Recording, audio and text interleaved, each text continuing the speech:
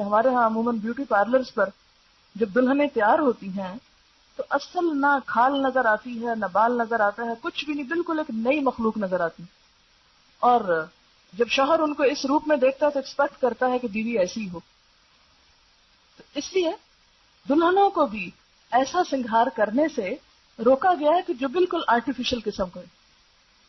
کوئی بھی پرماننٹ نقش و نگار جیسے وہ گودنا اور گدوانا جس کو کہتے ہیں، یا آرٹیفیشل اتنی کلر کوٹنگ کہ اصل اسکن کا پتہ ہی نہ چلے، یا اسی طرح بھووں کی اصل شیپ کو بدل کر کچھ سے کچھ یا ساری اتار کے تو اپنی مرضی سے پینسل لگا کے ایک نئی شیپ دینا، یہ سب اس میں آ جاتا ہے. ہاں بھویں مثلاً یہاں سے دو جڑی ہوئی ہیں تو اب یہ کیا ہے کہ یہ ایک اوریجنل عورت کی شکل نہیں ہوتی، ایک بیماری آپ کہہ سکتے ہیں. تو اس میں اگر ان کو الگ کر لیا جائے تو وہ فطرت پر لانا ہے. فطرت میں تبدیلی نہیں ہے.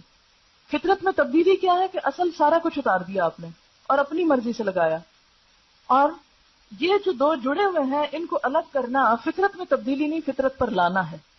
تو یہ ایک اصول کے طور پر سمجھ لیں کہ کوئی بھی ایسی چیز جو فطرت پر لانے میں مدد دے رہی ہے اگرچہ وہ کچھ چینج کا تقاضا کر رہی ہے تو کوئی حرج نہیں، لیکن اگر وہ اللہ کی ساخت جیسے فَلَا يُغَيِّرُنَّ خَلْقَ اللَّهِ میں پیچھے آپ پڑ چکے ہیں، اللہ کی ساخت تو بدل رہی ہے تو وہ درست نہیں.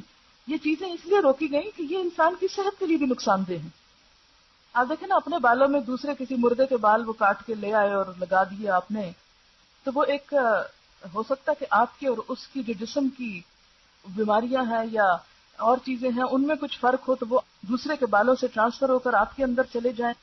یا سب سے بڑی بات یہ کہ دھوکہ دینا منع ہے کہ کوئی سمجھے کہ یہ اس کے اپنے بال ہیں اور اپنے ہیں نہیں.